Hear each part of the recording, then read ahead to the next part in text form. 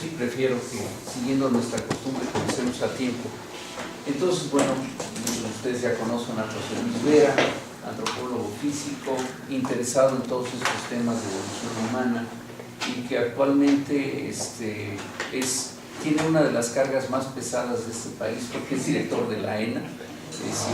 Cosa que se dice fácilmente, pero ¿y esto no adentro? Se lo replantea uno. Terrible. Y él hoy nos va a hacer el favor de presentarnos un tema realmente apasionante que también entonces que tú lo enuncies para que así quede ya fuera del título que tenemos allá afuera. Exactamente. De hecho. Bueno, la verdad es que ayer estuve platicando con Alejandro. Yo sé de la existencia del seminario desde que se fundó, pero un poco por los motivos a los que hace referencia el doctor Vargas, pues no he podido estar por aquí, ¿no? Porque está uno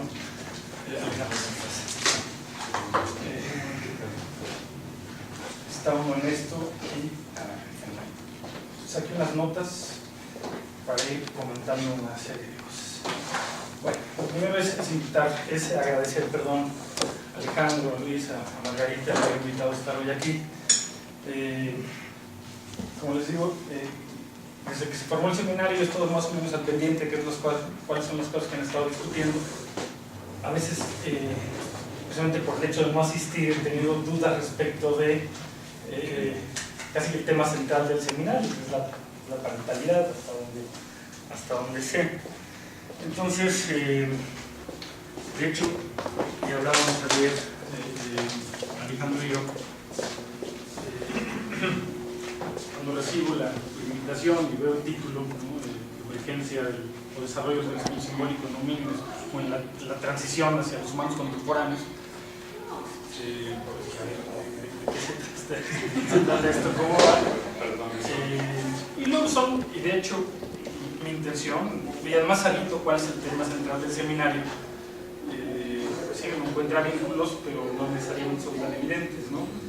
Entonces, en ese sentido, pues, el tema dice desarrollo del pensamiento simbólico y las especies en transición Homo sapiens. Mi intención en realidad aquí, más que dar una charla muy sesuda sobre el tema, es tal vez establecer lo que considero podrían ser algunas bases de discusión, pues para tenerla en colectivo, ¿no? Tratando de encontrar finalmente lo que pueden ser los vínculos con el tema central del seminario, ¿no? Perdón que te interrumpa ahí, una disculpa porque bueno, lo de la cuestión de los títulos tenía más que ver con poder armar un cronograma y un programa que nos pusiera un poquito a la casa. En realidad no se trata de las nuevas ideas, pues bueno, libremente a ver cómo enfocas el tema, ¿no? Tal vez habría escogido de hecho otro tema, pero siendo así lo voy a enfocar lo más próximo hacia el tema central. No tengo claro si ustedes, bueno, me decías ayer que estuvo Felipe por acá, entonces yo pensaba, bueno, de las especies en transición, entonces la verdad es que esto se mueve tanto que digo, en otro momento habría sido un seminario sobre neandertales y algunas otras especies. Hoy por hoy no es exactamente sobre eso, probablemente nos centremos más en algún par de especies por ahí, como el Heidelbergensis, pues, aunque yo la verdad, si soy honesto, creo que esta discusión con neandertales no ha acabado aún, y lo siento que ocurre así porque la historia se ha encargado de mostrarnos que así ha sido, ¿no? Casi una especie de movimiento pendular. Los neandertales han pasado de ser los brutos cavernícolas, de hecho es sobre los cuales se construye este imaginario del bruto cavernícola, hasta ser nuestros hermanos, nuestros padres, nuestros primos, en fin, ¿no? Y yo tengo la impresión, por más que lo último dice que somos especies distintas, que algo vendrá nuevamente y nos volverá a aproximar, no lo sé, pero digamos que eso es a lo que nos tienen acostumbrados, ¿no? Más o menos. Quisiera empezar con un artículo, probablemente algunos de ustedes lo recuerden, un artículo de Disco Pants que publicó en la revista de la escuela. Fue muy curioso. Tobias solía mandar año con año los avances de sus investigaciones, un detalle muy bonito. Pero recuerdo en los 80s, no recuerdo exactamente el año, salió un artículo sobre el cerebro de los hombres fósiles, se debes acordar, ¿no?, de Disco Pants. Y tenía un gráfico que a mí siempre me llamó la atención y sobre el cual me gustaría ir avanzando poco a poco, que era, en un gráfico ponía, digamos, el porcentaje o el grado de humanización a lo largo del tiempo respecto de los rasgos anatómicos y respecto de otros rasgos, ¿no? Es decir, en el gráfico los rasgos anatómicos pues era hiperestación, volumen craneal, estructura de la mano, talla, forma del tórax, en fin, una serie de cosas. Y al lado había un gráfico, no recuerdo si estaban empalmados, no lo recuerdo bien, donde se hablaba de pensamiento simbólico, o sea, lo que era pensamiento mágico, lenguaje, y lo que tenemos eran dos gráficas muy contrastantes, y hago referencia a él porque creo que viene a cuento para lo que vamos a hablar hoy. Alejandro me decía, la intención es ver si en estas especies de transición, que tal vez están ya próximas a la emergencia de los humanos contemporáneos, somos capaces de reconocer algunos rasgos propios, tanto anatómicos como de comportamiento o comportamientos simbólicos. Ahora nos detendremos un poco más en ello, ¿no? El asunto es que las gráficas eran muy contrastantes, mientras que la anatomía, o los rasgos anatómicos, se alcanzaban relativamente rápido, ¿no? Es decir, cosas como la estación eréctil, la bipedestación, pues casi acompañan el origen propiamente de los homínidos, la estructura de la mano, el volumen cerebral o algunos rasgos asociados al cerebro eran rasgos que se iban alcanzando poco a poco hasta en etapas muy recientes, pues ser lo que son. En cambio, los llamados rasgos conductuales o culturales o protoculturales, como les quieran llamar, tenían una gráfica muy distinta, que iba por debajo y hacia etapas muy recientes se disparaba hasta lograr casi una especie de relación asintótica con lo que sería el 100% de hominización, ¿no? O sea, tenemos por un lado una serie de rasgos anatómicos que se alcanzan relativamente rápido, y por otro lado un conjunto de características conductuales vinculadas con el lenguaje, con el pensamiento, con el pensamiento simbólico, con la magia, con los enterramientos, con una serie de cosas que seguían esta otra gráfica, ¿no? Con tendencias así, como digo, asintóticas. El asunto es que para las etapas de las que vamos a hablar tendríamos que hacer tal vez más referencia al segundo gráfico que al primero, ¿no? Es decir, los rasgos anatómicos, pues sí hay algunos rasgos que se van a terminar de conformar en términos de porcentaje de humanización o de humanidad en épocas relativamente recientes, pero pues esto del pensamiento simbólico, el lenguaje o rasgos culturales vinculados con la producción de herramientas, o, en fin, serían una gráfica un poco distinta, y eso nos lleva también, y habrá que decirlo, a un terreno pues bastante más fangoso, bastante más especulativo, yo creo, pero no por ello no abordable, ¿no? Yo siempre hago referencia a un comentario que hizo un día José Luis Díaz a propósito de que durante mucho tiempo el estudio de la conciencia quedó al margen de los estudios desde la ciencia, porque al no existir un concienciómetro que permitiera evaluar la conciencia a partir de los parámetros reconocidos como objetivos, pues muchos descartaron la posibilidad de hacerlo, ¿no? Y decía el propio José Luis, eso lo que más nos mostraba es los parámetros de confiabilidad que tienen los científicos respecto del abordaje de ciertas problemáticas, que el rasgo mismo que estamos intentando reflexionar. En el caso de esta etapa que vamos a revisar, que ya digo, mi intención aquí es nada más un poco tal vez sentar las bases de lo que pueda ser una discusión colectiva, pues esto está finalmente, cuando uno habla de pensamiento simbólico, está aderezado por el problema de la emergencia de propiedades o de capacidades mentales complejas, ¿no? O de comportamientos complejos. Tendríamos que ver cómo lo abordamos. De hecho, parte del problema empieza allí, ¿no? Hacemos referencia, buscamos cuáles son las evidencias a las que tenemos acceso a partir de los comportamientos, aun cuando no existan eso que llamamos etofósiles, pero que esto no hace que no podamos de algún modo reflexionar en ello a partir de cierto tipo de evidencias, vamos, cuál es la vía a través de la cual podemos reflexionar sobre esto. Y creo que el inicio de la polémica empieza allí, ¿no? Yo recuerdo alguna vez, precisamente estando Margarita en alguna de estas visitas de Miguel Botella que solía tener al instituto, nos dijo: es que me sorprenden los antropólogos mexicanos que siempre piensan en simbolismo y piensan en simbólico y todo es simbólico, y la verdad es que me recordaba mucho a lo que en su momento fue en los estudios de teología el famoso canon de Morgan, ¿no? Él decía que no había que atribuir en determinados comportamientos complejos la causalidad a la intencionalidad, a la voluntad, a la intención pues de los sujetos para comportarse, y esto, claro, cumplió una cierta función en ese contexto, ¿no? Que era evadir la excesiva especulación que para algunos, a la que se había llegado en algunas ciencias del comportamiento. Pues decían en la propia fundación de la etología, si podemos asumir una causalidad más simple, y de hecho tal vez sin siquiera plantear causalidad, mejor, ¿no?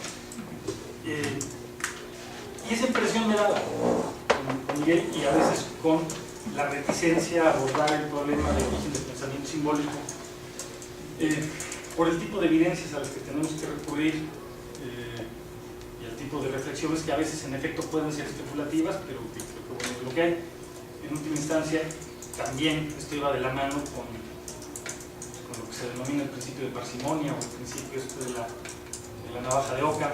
Lo recordarán, ¿no? Que entre dos soluciones posibles prima siempre la que menos pasos incorpore, y me daba la impresión que probablemente hacer una reflexión sobre pensamiento simbólico, no siempre a partir de evidencias muy claras, pues parecía ser una solución poco parsimoniosa. Lo que no comentó el doctor Vargas es que yo tengo algún acercamiento a la filosofía de la ciencia, y este tipo de cosas a veces también me ocupan.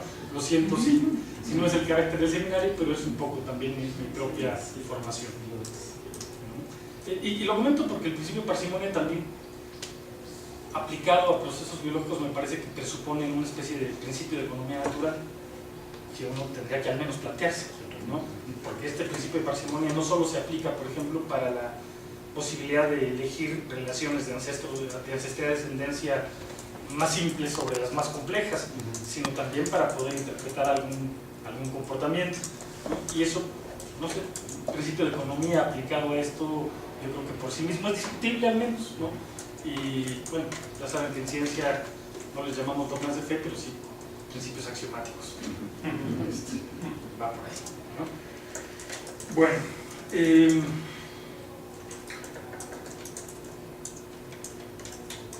al final, y más allá de que podamos entrar al problema del pensamiento simbólico, yo creo que nos encontramos ante un problema que seguramente han discutido en el seminario, de que a partir de qué tipo de evidencias uno puede acceder a esto.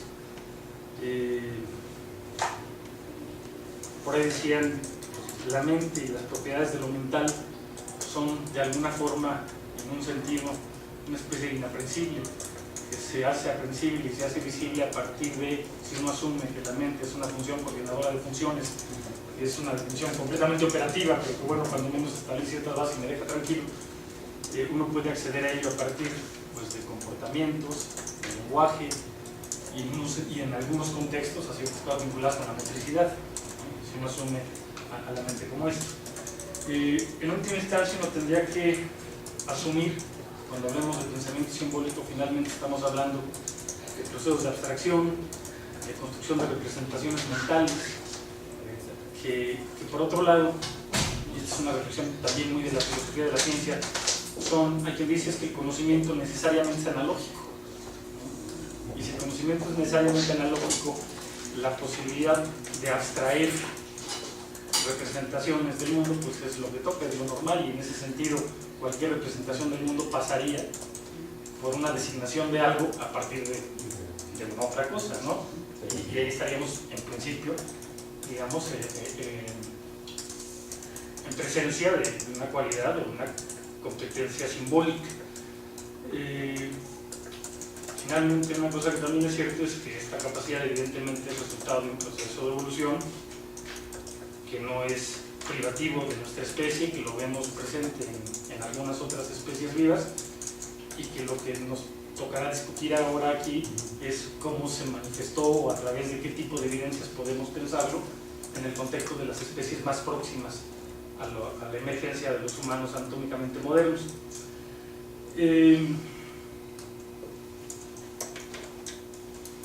Luego, claro, esto se complica aún más pensando en cuál es el tema del seminario. La parentalidad, ¿no? Es decir, estamos hablando del pensamiento simbólico y uno tendría que ver si es a través de ciertos comportamientos que uno puede inferir estos procesos de abstracción, y en ese contexto cuáles de ellos finalmente se articulan alrededor de una cierta organización social derivada de la parentalidad biológica. De hecho no tengo la solución, ¿no? Yo esperaría que ustedes me gusten en algún momento, pero creo que algunos de ellos pues tienen implicaciones claras hacia un proceso de este orden, ¿no? José Luis, como no todos están familiarizados con la paleoantropología, ¿podrías definir para todos qué es anatómicamente moderno y fechas más o menos? Sí, bueno, ya estamos hablando básicamente de los humanos contemporáneos, ¿no? Tendríamos que asumir que surgen en África los humanos anatómicamente modernos hacia aproximadamente 160.000 años, y serían sujetos pues, básicamente, digamos, ya no distinguibles de nosotros, ¿no? Una capacidad craneal media de 2.350 centímetros cúbicos, un dimorfismo sexual no muy marcado, digamos que revisar el dato, digamos, somos una especie en porcentaje de dimorfismo sexual, tenemos diferencias aproximadamente del 5%, más o menos, mientras que los gorilas, por ejemplo, tienen un porcentaje de alrededor del 16% de dimorfismo, en la talla, en la robusticidad en general, en la robustez, en el tamaño de las piezas dentales. Los gorilas, pues aún más, en el caso de las llamadas eminencias óseas, una cresta sagital, una cresta occipital, en fin, una serie de rasgos. En este caso estamos hablando de, bueno, por un lado, las características del cráneo, ¿no? Con una media ya de volumen craneal y una altura craneal bastante desarrollada, y luego todas aquellas características derivadas, digamos, de la estación eréctil, la locomoción bípeda, que por otro lado, pues son, digamos, como son rasgos que se alcanzan muy tempranamente, pues hay algunas pequeñas variantes, pero digamos, no tan grandes, ¿no? Por ahí me topé el dato y me llamó mucho la atención del dimorfismo sexual en habilis mayor al del gorila, del orden de 20%, que esto, para cuando lleguemos al momento, me parece un dato interesante para hablar de cuestiones vinculadas con la selección sexual, ¿no? El dimorfismo sexual es finalmente un rasgo anatómico que permite entender ciertas estrategias que tienen que ver con la reproducción y el cortejo y el acceso reproductivo, ¿no? Los heidelbergensis andaban del orden de un 8%, son mayor dimorfismo sexual que en nuestra especie, pero menor evidentemente que en el caso de los paranthropos, que andarían por el orden de 12-14%, y menos que en el caso del gorila, del Pantheroglobites, del chimpancé más famoso, pues, ¿no? El Paniscus. En fin, ¿no? Por allá, y surgidos más o menos hacia esa etapa que digo, hacia 180.000, con lo cual lo que vamos a revisar es justo un periodo que es un poco previo a este origen de los humanos anatómicamente modernos, y particularmente, bueno, haré varias referencias al heidelbergensis de la cima de los huesos, entre otras cosas, porque el número de ejemplares encontrados ahí pues permite hacer algunas inferencias de corte incluso demográfico, de comportamiento social, que tendrían implicaciones importantes para lo que es el interés del seminario, ¿no? Entonces ya digo, vamos a ver algunos de estos atributos y luego tratar de ver cuáles de ellos tendrían y de qué modo alguna implicación en cuanto a la organización social asociada al asunto de los vínculos parentales, ¿no? Al final, un poco como lo hablaba, me lo comentaba ayer Alejandro, me dice, interesante, lo importante aquí es ver si somos de alguna manera capaces de reconocernos en esta fase, en la etapa previa, pues, más allá de distinciones taxonómicas, porque digo, si centro mi atención en el heidelbergensis y asumo uno de los árboles filogenéticos que ven el heidelbergensis, el origen de los neandertales modernos, pues nosotros quedamos por otra vía, ¿no? Sin embargo, también hay propuestas del heidelbergensis como ancestro común de los neandertales, de los humanos contemporáneos, con una ancestría que vincula al antecesor con el linaje de los erectus. Entonces, digamos que eso tampoco está tan en acuerdo, y en ese sentido preferí centrar mi atención sobre todo en este escenario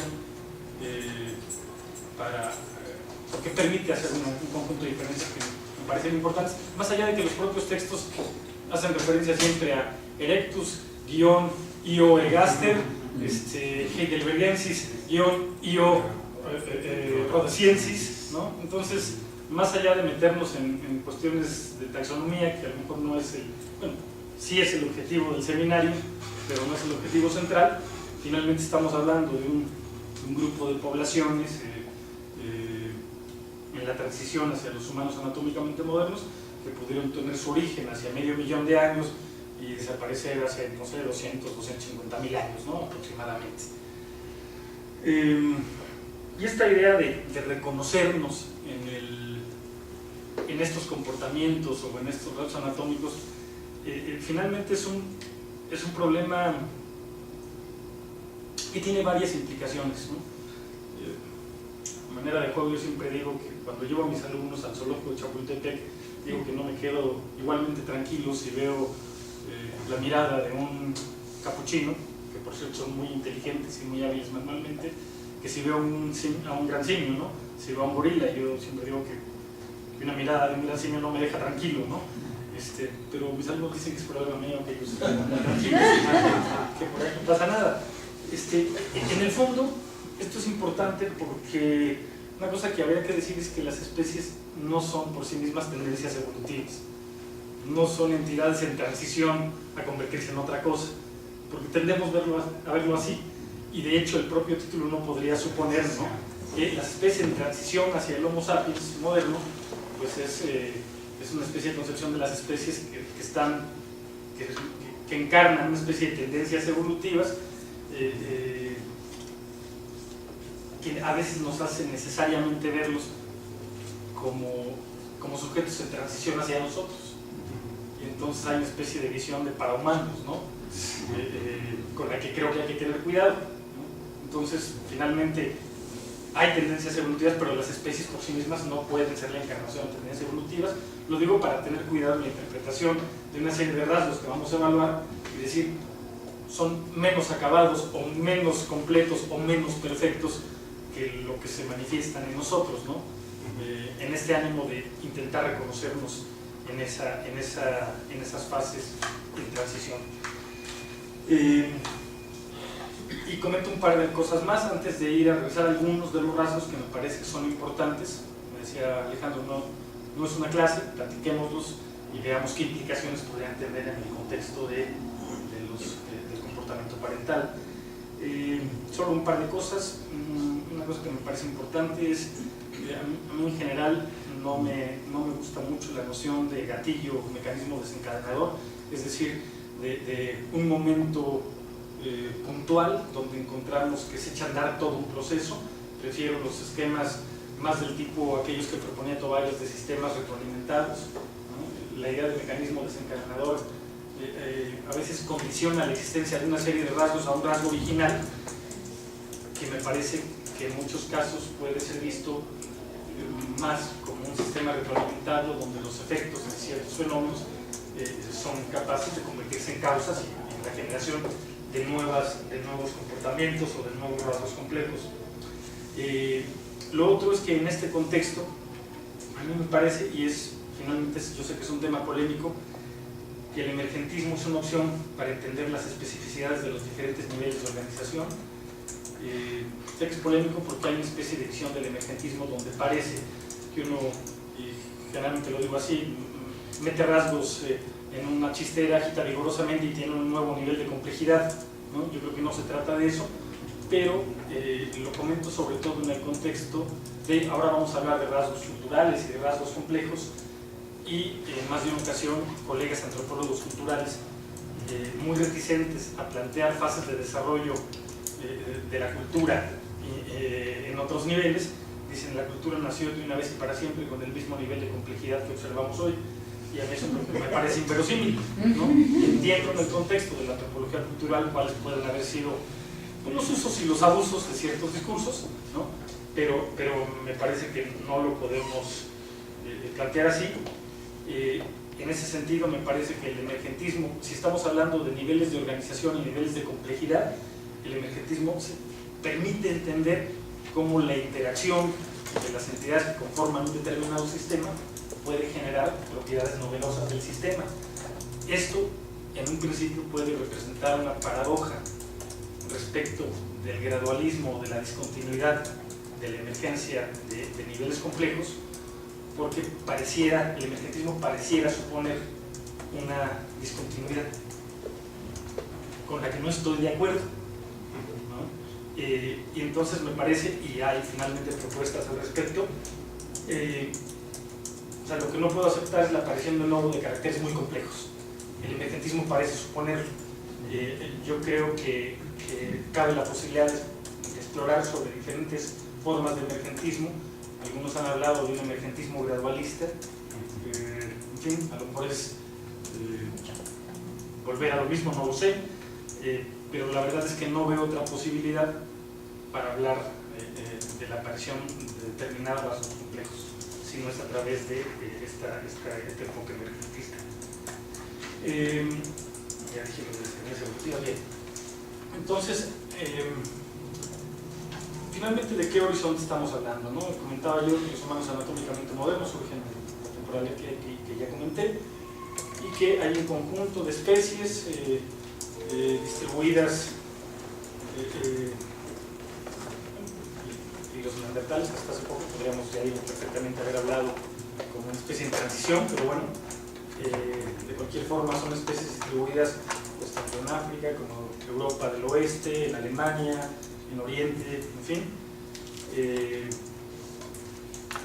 que como digo, siempre se habla de que son herederas de la fase erectus ergaster. Para quien no lo tenga claro, pues los erectus no son más que los tradicionales Homo erectus que fueron encontrados tanto en África como en Asia. Ahora se utiliza la designación para referirse a los asiáticos. Para África quedó el término ergaster, digamos, pero con una temporalidad muy similar, ¿no? Que es interesante, partiendo del hecho que se habla en ese punto de la primera gran migración de homínidos fuera del continente africano, pero digamos que los ejemplares más antiguos pues andan rondando siempre los 1.8, 1.9 millones de años de antigüedad. Pues estamos hablando, digamos, de un grupo de especies que se escinden de esta fase erectus ergaster, y que podemos reconocer por varias características.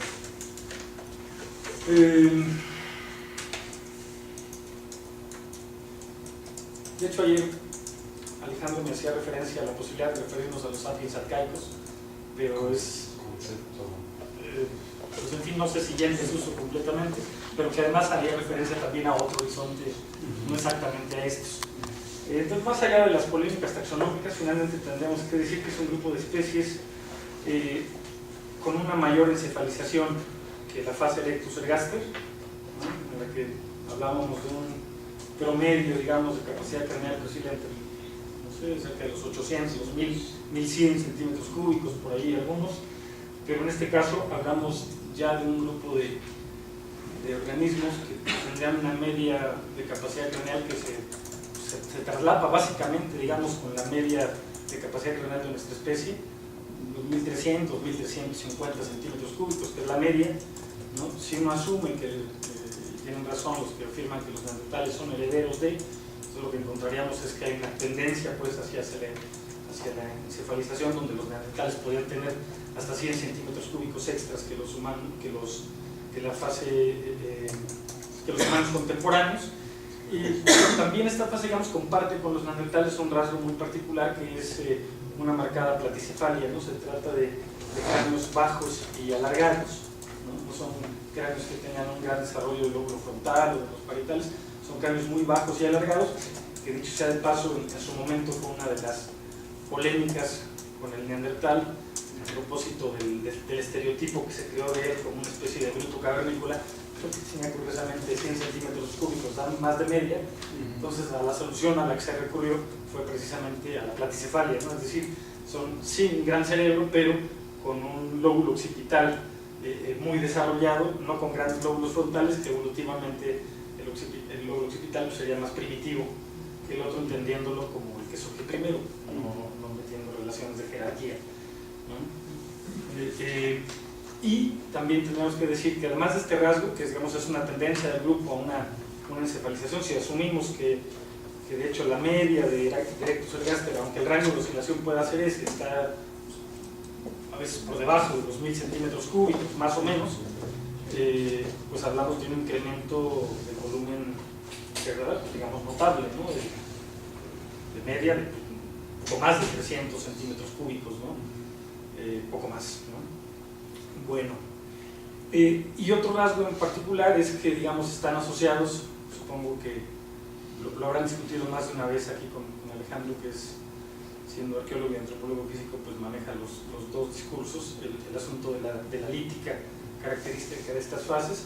Aquí se habla de una lítica un poco más elaborada, más sofisticada de la lítica de los Erectus ergaster, aunque ubicable en términos generales con el mismo término, ¿no? Hablamos de lítica achelense, las famosas hachas de mano, estas estructuras bifásicas, ¿no? Talladas las almendras, pero que en este caso son aún más finas, los planos de simetría son muy marcados, más delgadas en muchos casos, algunas incluso más pequeñas, que implican pues, un trabajo como más fino, digamos, en términos generales.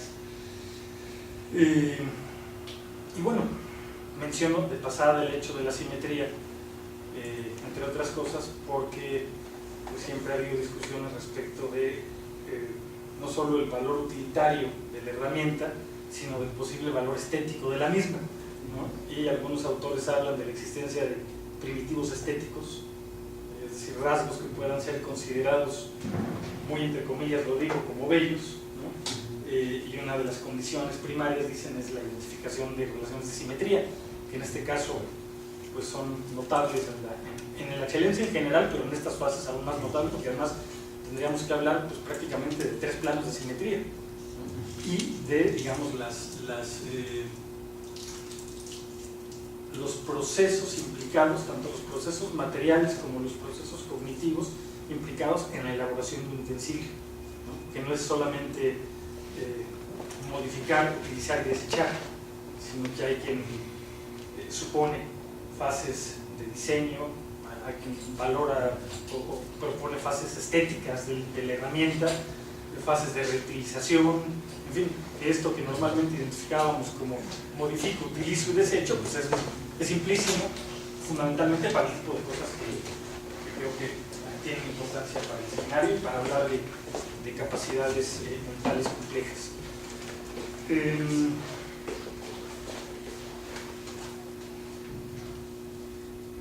Aprovecho un momento para comentar esta cuestión de por qué es tan común llamarlas en la literatura en muchos lugares especies de transición. Ciertamente existe este problema que a veces algunos los consideran como generación Asia, Sapiens o Asia, neandertales, pero en un término mucho más pragmático, mucho más descriptivo, que no tiene esa connotación. El problema es que generalmente cuando uno define una especie buscas un rasgo o un conjunto de atributos únicos de ella. Así que puedes decir, esto define a los australopithecus y a nadie más que a los australopithecus. El problema con todos estos fósiles es que en realidad todas sus características se empalman o con Erectus o con Sapiens o con neandertales. No hay un solo rasgo que puedas decir, esto define a Heidelbergensis y solo a Heidelbergensis. En general se define por ausencia de otros rasgos. Por ejemplo, se les separa de los neandertales por ausencia del chongo nucal y por algunas otras minucias de la dentición y cosas así. No porque tenga un rasgo propio, sino más bien porque carece de algún otro rasgo, entonces mejor no lo llamo neandertal. Solo quería comentarlo para señalar que se trata, por tanto, de fósiles muy difíciles de interpretar, muy difíciles. Y además que muchos de ellos fueron originalmente justo clasificados como otras cosas, precisamente por ello, ¿no? Sí. La mandíbula de Mauer, que era mítica, ¿no? Sí. Bueno, hoy se ubica como Heidelbergensis, pero durante mucho tiempo se asumió como tal. En fin. Claro, cuando uno entra a discutir este tema ya en particular,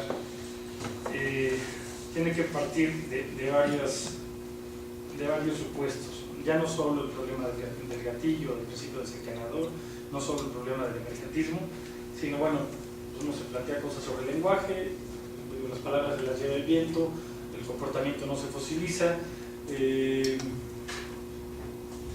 pero hay otras formas de hacerlo. Entonces, ¿qué es lo que tendríamos que buscar, digamos, para poder plantearnos la existencia de o comportamientos complejos o cualidades mentales complejas, o de plano la presencia de un pensamiento simbólico, que ya digo, en el fondo no es más que representaciones abstractas que tienen que ver con el mundo real, pero eso es casi la definición por sí misma de conocimiento. En ese sentido, si el conocimiento es analógico, muchas de las representaciones se vincula más con el problema del origen del lenguaje articulado.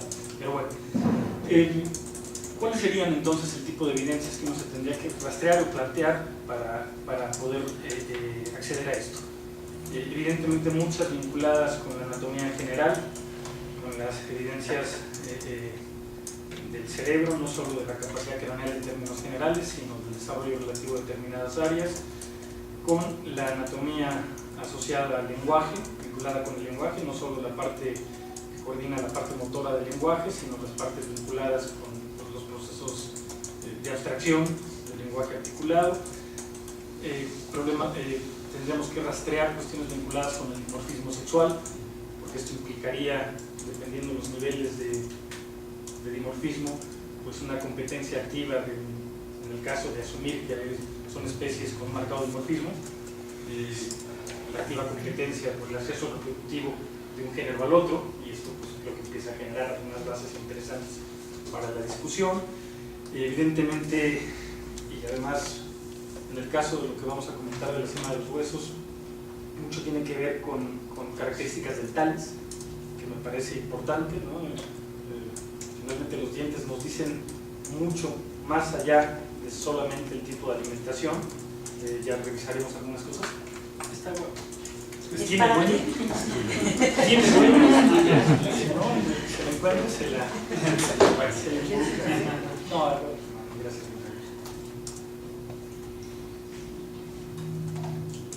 En el caso de tener datos, pues, y tener poblaciones que permiten hacer inferencias demográficas, pues creo que ese es otro escenario importante para plantear el tipo de cosas que creo que importan en el seminario. Luego, evidentemente, evidencias arqueológicas, no solo en términos de la lítica, sino en términos de los asentamientos, u otras evidencias de cultura material, la alimentación y las formas de organización para la obtención del alimento, cuestiones de paleoecología. En fin, me parece que en realidad el tipo de escenarios donde uno tiene que buscar información que tiene importancia para plantearnos el problema de la emergencia de capacidades mentales complejas es amplio, ¿no? Entonces vamos a revisar algunas de ellas, si les parece, y en ese contexto podemos ir discutiendo tal vez qué implicaciones podría tener para el asunto de la bueno, ya había comentado que en el caso de los heidelbergenses se habla de una especie de achelense sofisticado, caracterizado por hachas de mano y cuchillos, las hachas de mano más delgadas, más pequeñas, a veces muy simétricas. Se han encontrado lanzas, ¿no?, asociadas a heidelbergenses en Schöningen, en Alemania, de cerca de 2 metros, hace 400.000 años, ¿no? Lo cual, pues, está la herramienta, pero uno empieza a pensar en la actividad vinculada con la herramienta, y una lanza de 2 metros, pues bueno, en fin, empieza a sugerir la posibilidad de la cacería. Digamos que en aquel escenario donde se ha dicho muchas veces que los herejes podían representar, ¿qué términos se usan? Es el carroñero robo, pero tiene otro término, cleptoparasitismo, no sé si lo han leído por ahí, que implica, no es más que esto, despojar a los verdaderos cazadores de la presa para acceder a ella.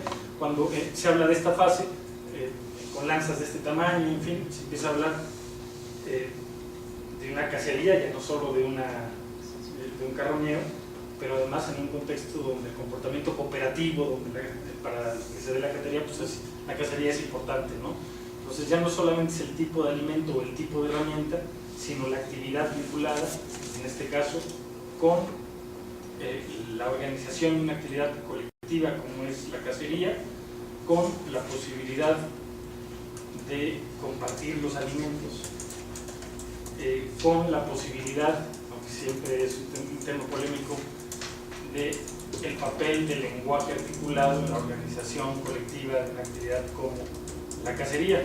Quien dice, bueno, finalmente si uno ha visto cazadores, resulta que hablan poco, ¿no?, durante la cacería, pero tal vez no en la organización de la misma, ¿no? Entonces, pero que una cosa como ya no solo la lítica excelencia o las hachas de mano, sino la presencia de lanzas, esto empieza a generar, digamos, información que va más allá de la mera herramienta y que se traduce o que permite pensar en comportamientos complejos, cooperativos, que impliquen la organización social de la cacería, pero también potencialmente la redistribución o la cooperación, tanto en la actividad como la cooperación luego en la posible distribución de alimentos.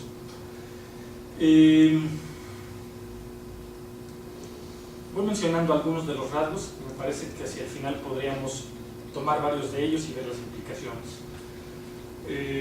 Yo decía, hay una tendencia a la encefalización, aunque sean fundamentalmente platicéfalos, y se ha encontrado a partir de ciertos caracteres dentales en la cima de los huesos,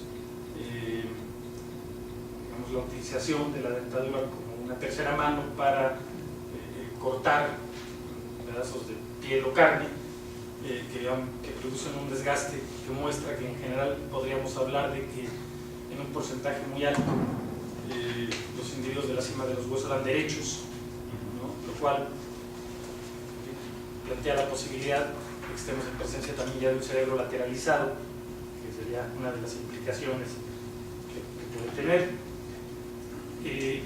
El hecho de un volumen craneal tan grande asociado a la aparición de una dentadura definitiva o permanente a etapas más tardías que lo que por ejemplo ocurre en los chimpancés. En el caso de los heidelbergenses se habla de alrededor de 5, 6 años como fase donde surgen la dentadura permanente.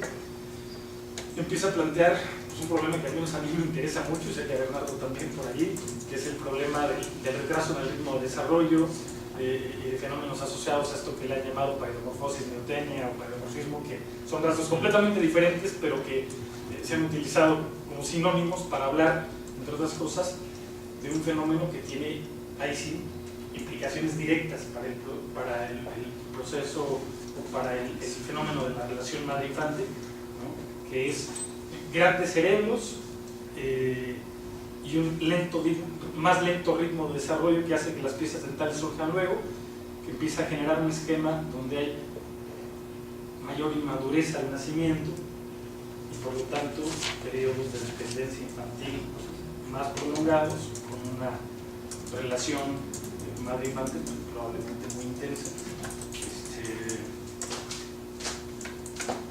que no es solo característica de esta fase. O sea, la inmadurez finalmente es un rasgo bien en general, digamos, de los primates, pero que hacia los homínidos se va remarcando, y aquí tenemos finalmente un grupo de especímenes. Esta característica se acentúa y tiene ahí sí implicaciones como muy importantes. Hablamos, ya digo, de un dimorfismo sexual. La verdad es que algunas fuentes siempre digo que tanto es tantito, ¿no? Algunas fuentes dicen es una especie con marcado dimorfismo sexual, y otras dicen pues, básicamente como el nuestro, ¿no? Bueno, cuando uno busca el dato, resulta que estos heidelbergenses eran realmente, pues deben haber sido una especie muy impresionante, ¿no? Hasta ahora nos impactaban más los paratrópicos seres, ¿no? Pues imagínate, lo encuentras por ahí, debe haber metido un miedo, pero estos con casi un 80 de talla de promedio, los machos, con un peso que podía andar cercano a los 100 kilos, pues debió ser una especie muy, muy importante. las hembras con una talla menor, alrededor de unos 60 más o menos. Digo, ya hay otras especies que tenían una talla también muy alta, como la Passer-Gaster africana, que decían sujetos de un 80, pero pues, corredores de maratón, no con este volumen, no con este tamaño. Se calculaba el porcentaje de dimorfismo, lo comenté hace un ratito, de 8.6 de diferencias porcentuales entre machos y hembras en Heidelbergensis, comparado con el que se da en nuestra especie, que anda alrededor de 6, 5.9, y que ya digo, pues, es finalmente un rasgo importante para hablar de dimorfismo sexual, de selección sexual y de los comportamientos asociados a la selección sexual.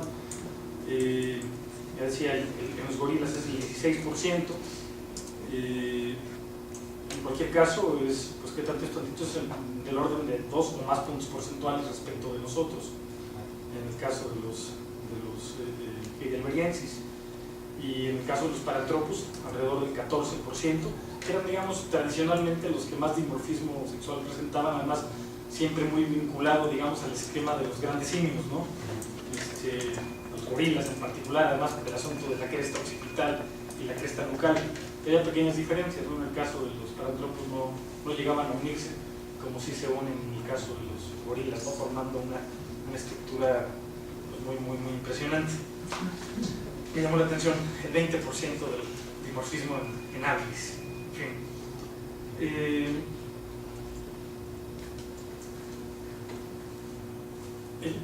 Muchos de los datos que voy a comentar y que estoy comentando tienen que ver con la cima de los huesos. Finalmente piensen que es un depósito en Atapuerca, donde se ha encontrado la mayor concentración de Heidelbergensis. Se habla de no menos de 6.500 fragmentos de hueso vinculados por lo menos con 28 individuos, y además con una muestra de dientes de más de 500 piezas dentales vinculados con centrales, laterales, caninos, premolares y molares, ¿no? En fin, la información que tenemos ahí pues es muy impactante, aunque ya digo, hay muchas otras zonas donde podemos encontrar esta variante, pero a partir de este depósito en particular, entiendo que se hicieron algunos estudios sobre el oído medio de los Heidelbergensis y se llega al dato de que el rango de frecuencia que perciben es básicamente igual al nuestro, que es un dato interesante para hablar del lenguaje articulado. Se han encontrado restos de ioides que se habían encontrado en el caso de neandertales, pero que en este caso aparecen también.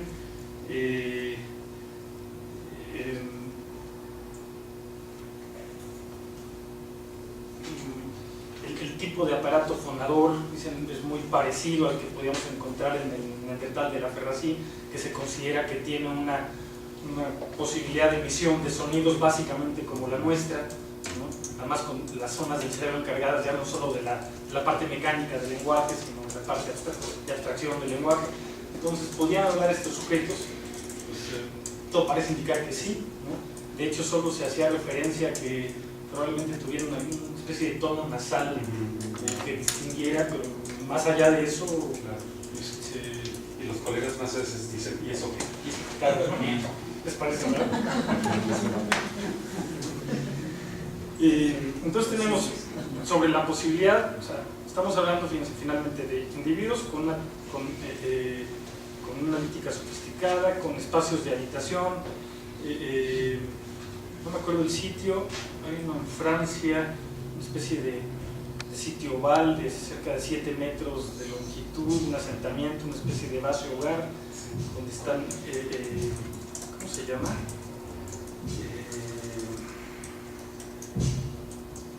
Terramato.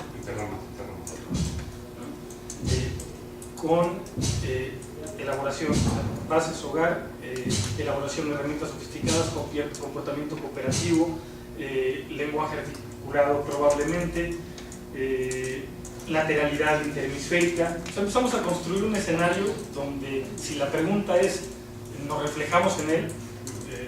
Parecería que sí, ¿no? Y tal vez esto que hizo referencia ya ahora Alejandro, es casi que parte de las conclusiones, ¿no? Si lo que estamos buscando es un rasgo que esencialmente nos distingue y nos separe, probablemente no lo vamos a encontrar, a menos que terminemos definiendo algunas de estas propiedades o atributos o caracteres en función de cómo se manifiestan en los seres humanos, ¿no? Que es algo que frecuentemente pasa, ¿no? De hecho, en otro seminario donde hemos venido hablando del problema del origen de la cultura y la posibilidad de hablar de rasgos culturales en otros contextos, pues yo siempre cito el argumento aquel de Franz de Waal, ¿no? Si definimos comer como la posibilidad de introducir alimentos con cubiertos a la boca, pues resulta que algunos grupos humanos no comerían, quedarían fuera de ese esquema. Tendríamos que dar definiciones más generales, y en términos de comportamientos culturales o de capacidades mentales, si las definimos en términos de cómo se manifiestan los seres humanos, pues también es cierto que aún compartiendo estos atributos no son humanos anatómicamente modernos, o sea, tendrían algunos otros rasgos distintivos, en fin.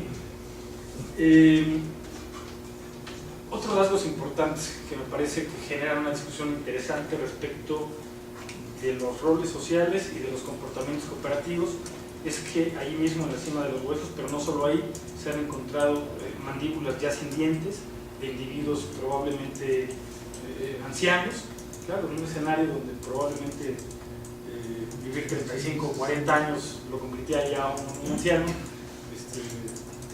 nosotros estaríamos ya fuera de esa esquema, ¿no? Pero, ya ni siquiera estamos allí. ¿Cuál era el promedio de vida más o menos? Entiendo que los más viejos están en 35-40, tendrán que estar hacia los 20 y algo. De hecho, en la cima de los huesos, el ejemplar más pequeño debe tener del orden de 4 años, por ahí, ¿no? Y los más grandes están alrededor de 40, ¿no? Pero bueno, el hecho de encontrar mandíbulas sin dientes sugiere cuidado y cooperación, ¿no? El mismo argumento que se había dado ya muchas veces, por ejemplo, para explicar la presencia del famoso viejo de la Chapelle, ¿no? Donde también es un individuo que por sí mismo no se habría valido y sin embargo llegó a edades muy avanzadas, lo cual sugiere cooperación o comportamiento cooperativo. Hay dos casos más que son muy interesantes en el caso de la cima de los huesos. Uno es el caso de Benjamina, le llaman, una niña de 9 años que tenía una patología craneal que parece que se pudo haber traducido en comportamientos, en capacidades cognitivas menores, y que, bueno, pues no habría podido sobrevivir si no es a partir o del cuidado de la madre o del cuidado del grupo, no lo sé, pero digamos llegó a un momento a los 9 años, además con la marcada dependencia infantil y además aunada a una anomalía de este tipo, pues muy difícilmente podría haber sobrevivido si no hubiese habido un comportamiento cooperativo.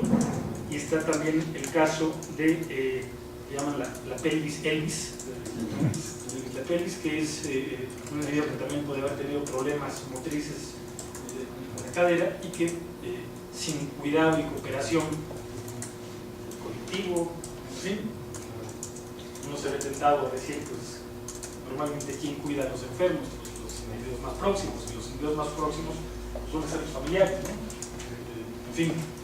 Perdón, alguna vez platicábamos con Carlos Lorenzo y con su esposa, con Carla, de Atapuerca, que eran una bola de chullitos, que hay un montón de detalles de salud muy fuertes, que claro, primero nos reíamos mucho de esto, que estaban todos muy amolados, pero que da la otra implicación de esto, además del cuidado de los más sanos hacia los más enfermos, es que deben de haber tenido prácticas terapéuticas complejas, que les permiten cuidarlos. Eso es muy interesante también. Por ahí indirectamente se ve que tenían un conocimiento terapéutico amplio, ¿no? Porque una cosa es la intención de cuidar a tu tullido y otra lograrlo, ¿no? Y lo lograban con bastante éxito. En ese mismo contexto hay una serie de datos que me parecen fascinantes. En general se habla que eran habitantes de zonas templadas y cálidas, y que había una reducción de las piezas dentales respecto de la fase previa.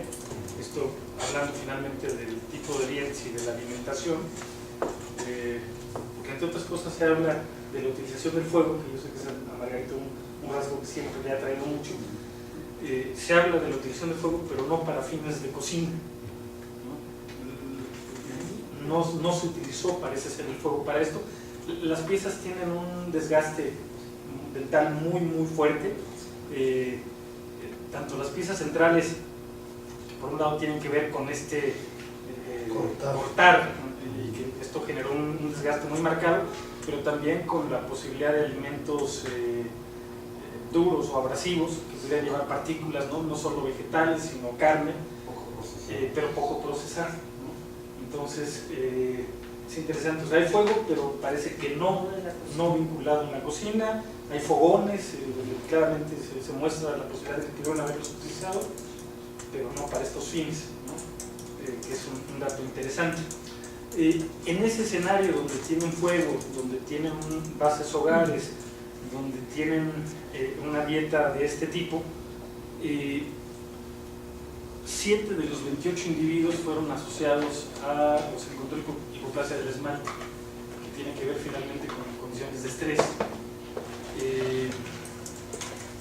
7 de los 28. Y los argumentos que dan la misma gente de Atapuerca es que de los 7 individuos que tienen hipoplasia del esmalte, todos, que no eran de la misma edad, generaron esto hacia los 3 años. Entonces, ¿qué podría haber pasado entonces? El destete, ¿no? El destete posiblemente hacia los 3 años, y la adaptación hacia una dieta adulta, pues. En esos términos, ya digo, también hay utilización de los dientes no solo para actividad masticatoria, sino como una herramienta, pues.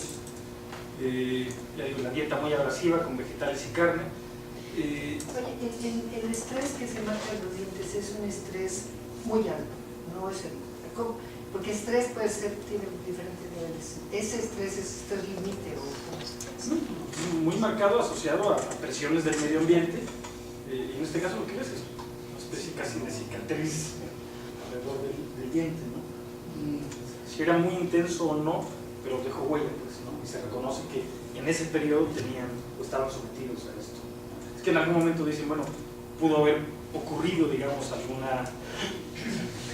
proceso ecológico, en fin, pero resulta que fue en diferentes momentos, pero que todos los individuos, hacia los 3 años, se observa esto. Entonces, el dato importante creo que es por ahí. Vinculado con esto también se han encontrado la utilización de palillos para espacios interdentales, ¿no? En fin, pues, hay verdaderos canales prácticamente, pero que además no es la primera vez que se reporta la utilización de palillos, ¿no? Incluso no estoy seguro si para Ávila se ha reportado ya. Hay la posibilidad. Me parece que nadie se ha reportado, pero en el Gerebergensia, en este escenario, bueno, utilización de palillos.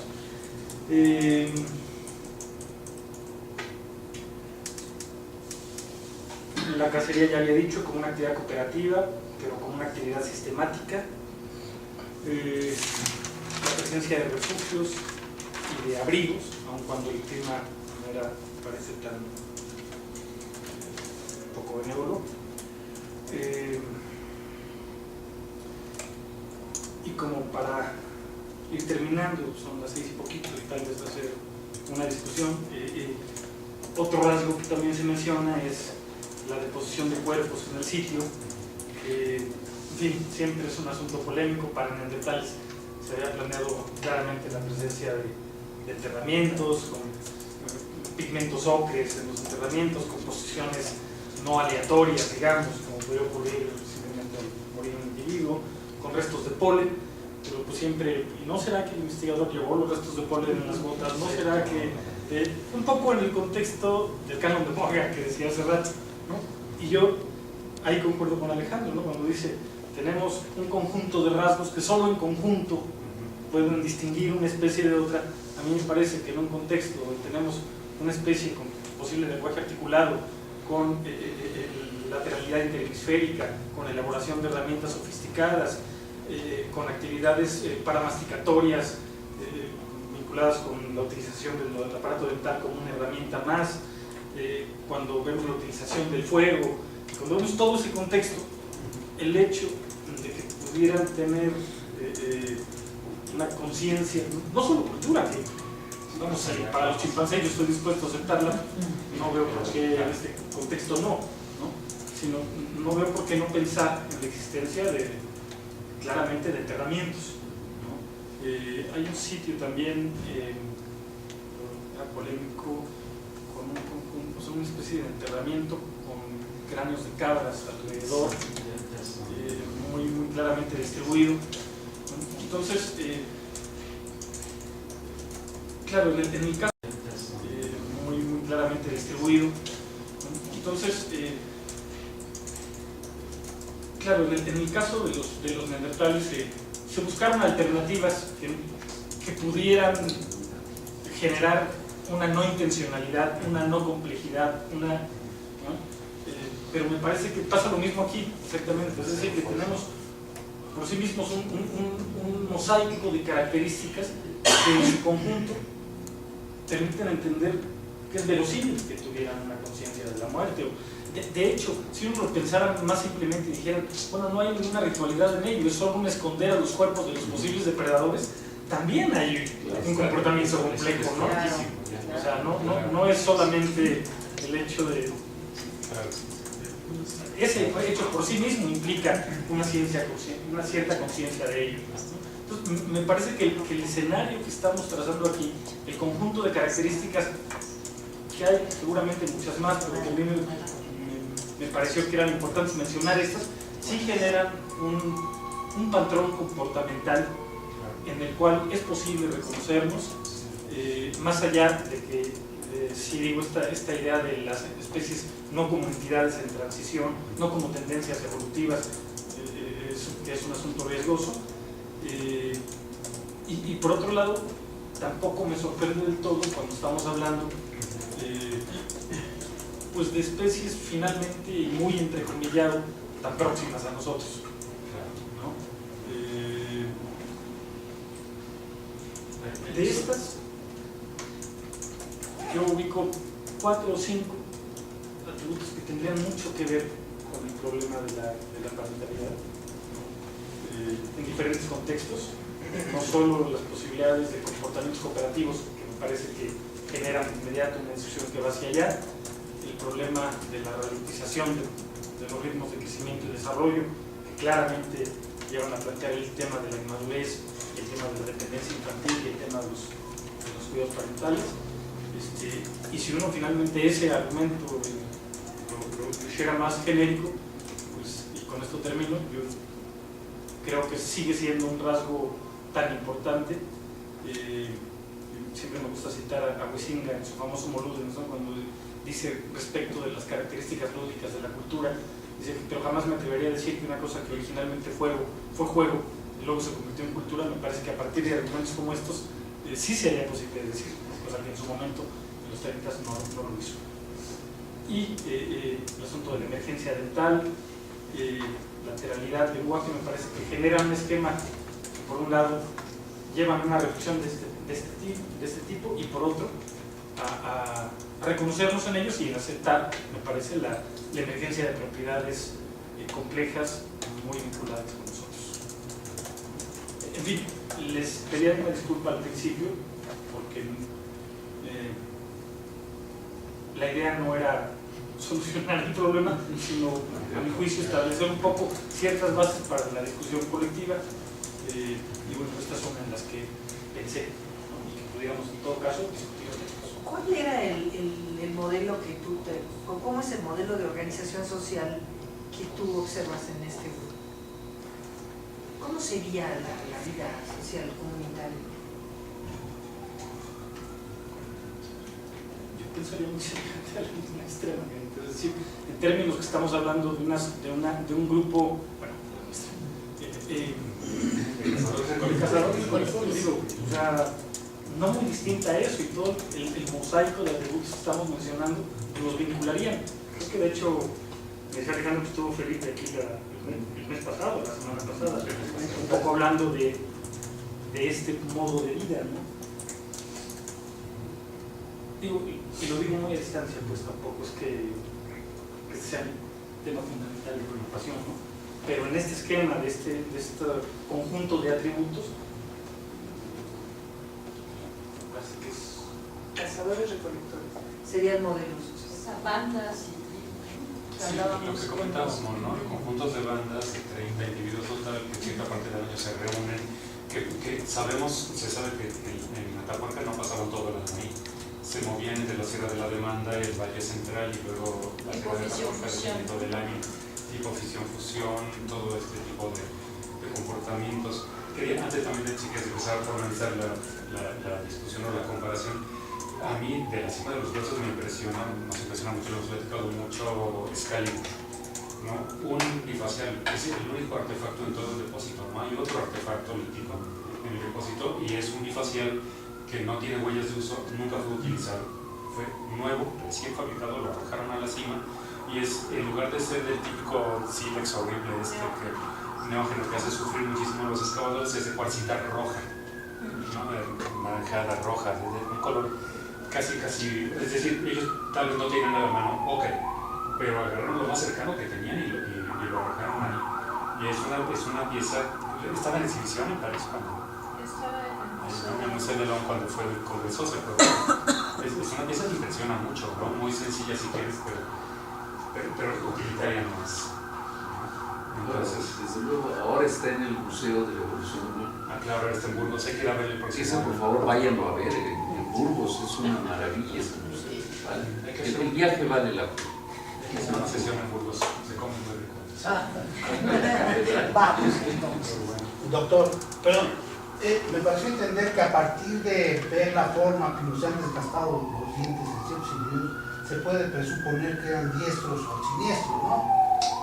No es exactamente el desgaste por la actividad masticatoria, sino el desgaste por la utilización de herramientas que utilizaban para cortar o piel o músculo y que terminaban produciendo un desgaste en este sentido.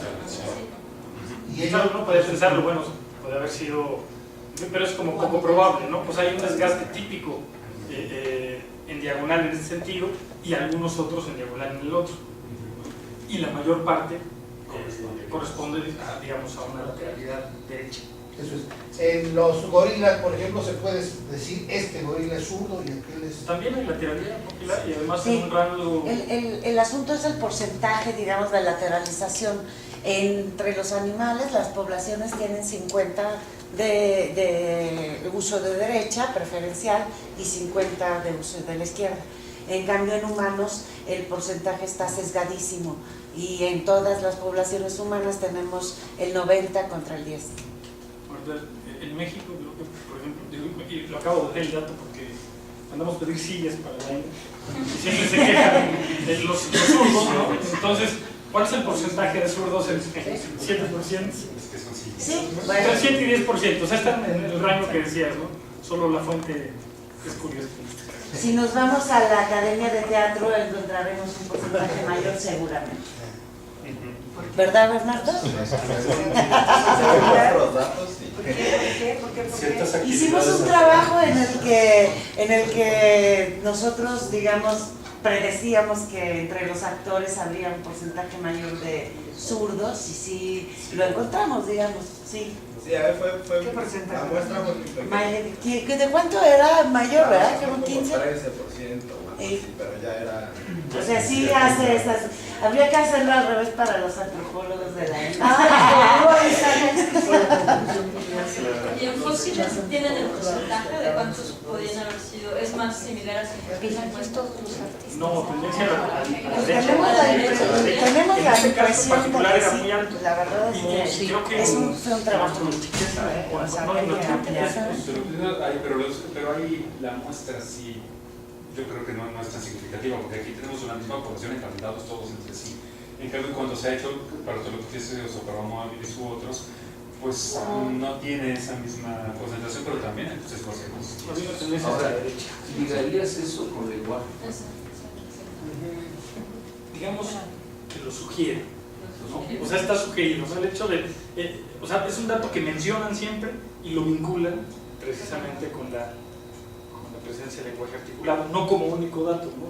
Pero lateralidad, aparato fonador capaz de hacerlo y zonas del cerebro vinculadas y oídes, en fin, generan como la posibilidad de plantearlo. ¿Puedo intervenir? No solo con lenguaje, sino con imitación.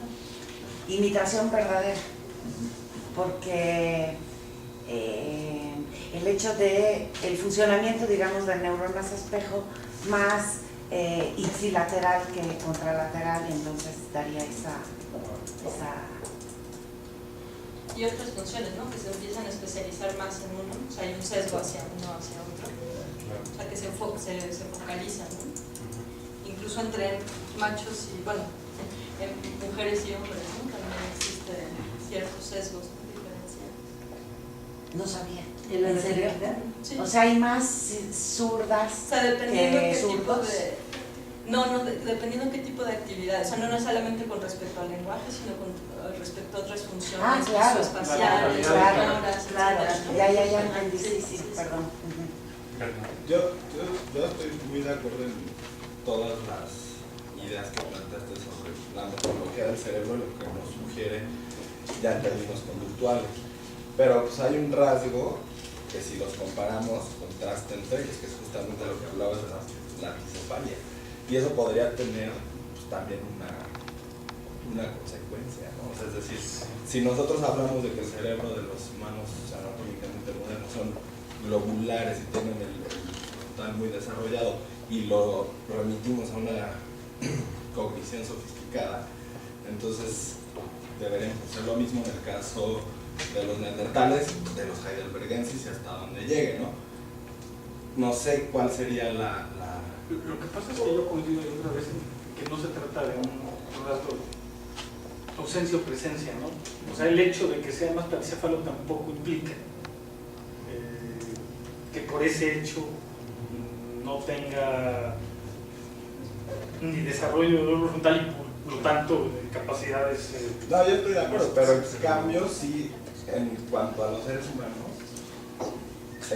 solemos hablar o recurrir al argumento de que como tenemos el lóbulo frontal más desarrollado, entonces, digo, a lo mejor es un vicio, ¿no? En el que caemos y sería a lo mejor ocioso tratar de darle un significado a esto, ¿no? Es buscando las semejanzas.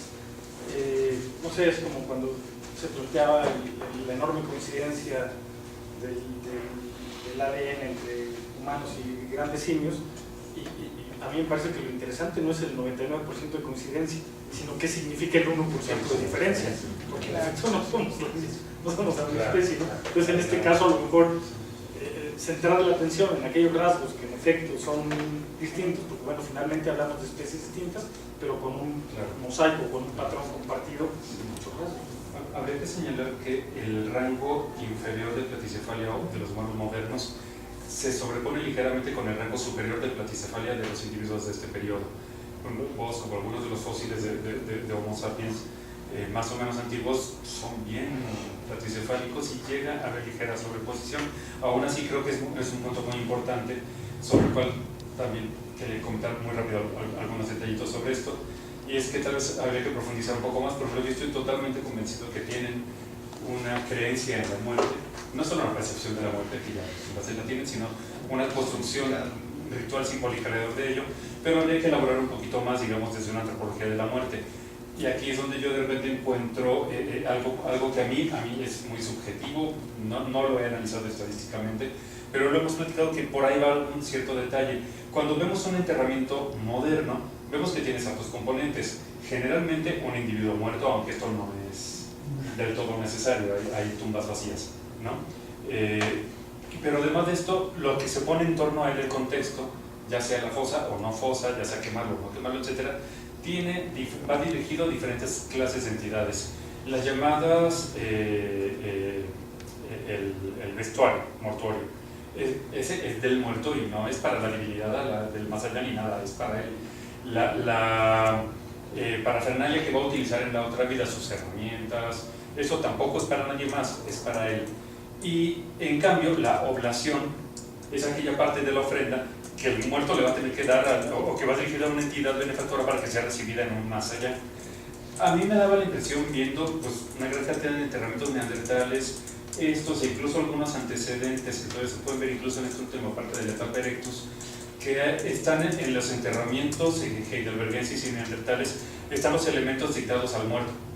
están presentes. La herramienta que va a utilizar, las flores que le destinaron, etcétera, algunas son muy ambiguas. Por ejemplo, las flores de Shaminar da la impresión, si lo hiciéramos, generalmente son como destinadas al muerto en la mentalidad moderna, pero pueden ser que sean parte de la oblación, no lo sé.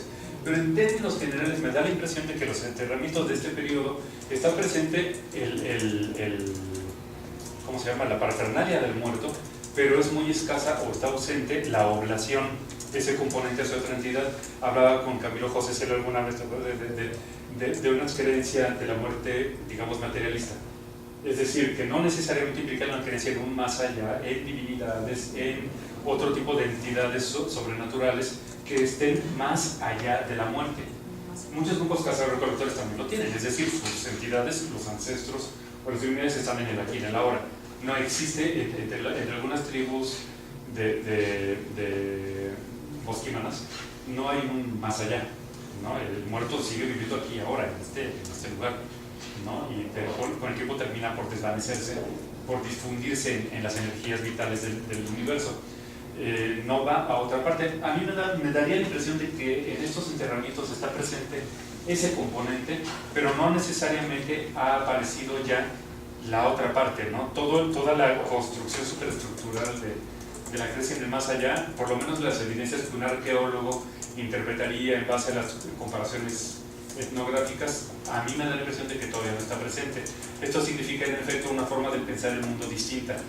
Conciben la muerte, les duele la muerte, ritualizan la muerte, la institucionalizan inclusive, porque recorrer 5 o 10 kilómetros para llevar a tu muerto a la mentada cima de los huesos tiene que haber sido, es decir, no son solo los que morían ahí ese día, que tenían la suerte de que les tocaba morir ahí, los desplazaban desde lejos para llevarlos a ese depósito mortuorio.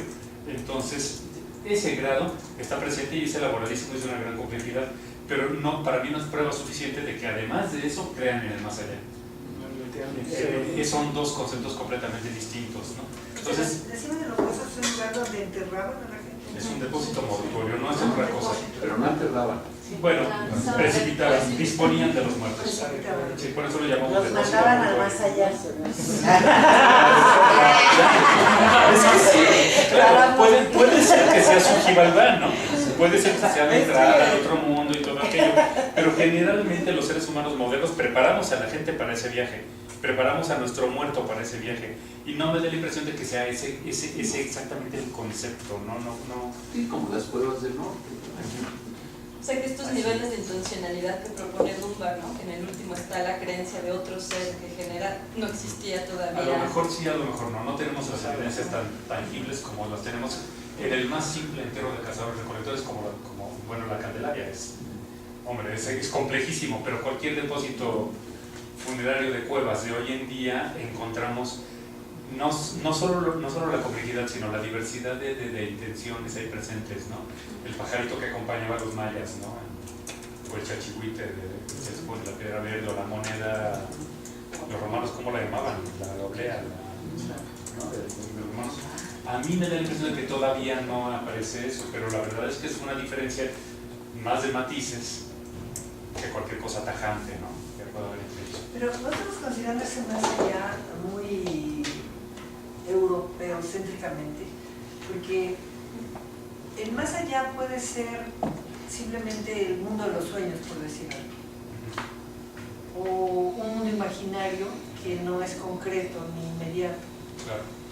Ese es interesante el ejemplo de los australianos, precisamente, ¿no? La edad del sueño no es otro tiempo, ni tampoco es otra dimensión, ni es un más allá, es otra forma de ser en el mundo, en realidad, ¿no? Yo creo que los neandertales tenían más eso en todo caso, que no la mentalidad no solo europea, porque yo creo que el pensamiento prehispánico, mesoamericano, también lo tiene, ¿no? La distinción del Xibalbán o del Mictlán o del ¿cómo se llama? El paraíso, ¿no? Tan bonito de Teotihuacán que está. ¿Cómo? El Tlalocan. Es que no hay vuelta atrás y no es exactamente eso mismo. Ya me tardé muchísimo, perdón, pero además que también discutíamos en algún momento con una manzanilla que todo depende de que Teotihuacán lo dijera. O en otros ejemplos, ¿no? Mi ejemplo más fácil de documentar es el de los vikingos. En las grandes sagas, ese más allá está en el más allá. Sin embargo, en las creencias de los vikingos del diario, del pueblo, los muertos vivían en el túmulo. El muerto no se iba del túmulo. Entonces hay una contradicción entre la religión oficial, esta que manda, hoy en día, ¿no? Que en el cristianismo el muerto no regresa. Las almas no regresan, y San Agustín tuvo unos problemas espantosos para expresar todo esto de que el muerto no regresa, ¿no? Se te aparecerá en sueños, pero eso fue una concesión de Dios para que reces por él, pero él no va a volver. O sea, no es cierto que haya vuelto, ¿no? En cambio, en la religiosidad, yo creo que de repente esto corresponde más a una institucionalización de la creencia religiosa, y que en estas etapas eso no se ve. Entonces, todavía el especialista en religión que se encarga de regular y de normar los aspectos de la creencia no se ve presente todavía, ¿no? Ahora que mencionó, perdón por decir lo de nuestros coreanos en el otro contexto, proponían que el esquema de subsistencia más parecido que pudieran tener entonces por el tipo de organización y por el tipo de alimentación aborígenes o como modelo que podría corresponder. el más parecido, digamos, de los sectores. Por ejemplo, correspondería el desgaste de los dientes y todo eso a los El tipo de aborígenes. alimentación, sí. Y el tipo de alimentación también. Pues es el más parecido, digamos, de los ¿Y sectores. tendría las mismas huellas fisiológicas que se encuentran en estos restos? En los aborígenes australianos encontramos en los muertos las mismas huellas que en estos otros, que en los fósiles. En términos de estrés, de hipoplasia y esas No cosas. sé, lo decían en términos de herramientas y tipos de alimentación. No daban, digo, Ya. lo decían en ese sentido. Pero no son tan distintos, casualmente son de las poblaciones más platicefálicas. Justo regresando a la platicefalia, el comentario que quería hacer hace rato, es que se tiene que considerar también la morfología craneal con respecto a la morfología facial. Y para poder mantener, bueno, los arcos superciliares tan marcados de heidelbergensis condicionan también cierta platicefalia ya de por sí, ¿no? Es una estructura muy masiva la de la cara, ¿no? Muy ancha, Totalmente. una abertura enorme de los huesos propios de la nariz. Es decir, la escama del frontal mantiene esa inclinación más en correlación con los arcos superciliares que con el Que volumen con del el cerebro. volumen cerebral y con el desarrollo realmente de ciertas áreas cerebrales. Es la adaptación de todo un sistema, ¿no? No de cada una de sus partes. La integración. A mí, en relación con lo de la platicefalia, me llamó la atención pues una cosa. Hay un trabajo en el que no es primera autora, pero es coautora, son dos autores, y no recuerdo el nombre del primero, pero el segundo es Hanna Damasio. Ella tiene un trabajo en el que hace una comparación, digamos, de cuáles son las partes del cerebro que han cambiado entre los hominoideos. Y entonces, siempre se nos olvida, digamos, ¿no? Ella muestra claramente ahí, ellos muestran claramente ahí, que el cerebelo ha cambiado tanto como la corteza frontal. O sea, entonces, digamos, alguna función debe tener, ¿no? También la parte... ¿no? O es una evolución conjunta con todo un órgano, o sea, lo que puede estar pasando con el cráneo también si aumenta, no sé, la hipófisis, a lo mejor, no por la función que tenga la corteza, sino por su relación con la hipófisis, también esta se puede implementar. Sí, da la idea, ¿no? Me recuerda esta cosa de que cuando, por ejemplo, nosotros percibimos una cosa, ¿no? O bueno, la vemos, sensamos, no sé qué palabra usar, sentimos una cosa, es que da la idea de sentimiento, ¿no? Nunca sé cuál usar, pero Percibimos. es que no quiero percibir porque no quiero meter la parte cognitiva. Es que obviamente en la parte sensorial, ¿no? Antes de que percibamos, diga, tendríamos, si es que podemos hacer estas tantajantes divisiones entre lo sensorial y lo esta idea de que tenemos, por ejemplo, en lo visual no tenemos una parte lanza directamente a la vía que llaman superior, que es para dar un qué, en la que resolvemos el qué de las cosas, qué es, etcétera, etcétera, y una vía inferior, ¿no? Que es como para dar el dónde. Entonces, estaría interesante, ¿no? Estaría interesante ver que si es más importante el dónde en algunas poblaciones que el qué. Poblaciones humanas, ni siquiera yo. Son procesos muy veloces de selección, o sea, no creo que se requiera así especiación y demás para poder hablar de esas diferencias. ¿Con quiénes convivían los heidelbergenses? ¿Con qué otros grupos comunitarios? Es complicado. Los que ya desaparecieron todavía podrían traslaparse con neandertales, pero en realidad se está postulando que aquellas fases, digamos, previas a la aparición de los clásicos podrían haber coexistido en tiempo, pero se está postulando que justo dieron lugar a. En Europa yo creo que estuvieron muy solitos, pero en África sí hay un poquito más.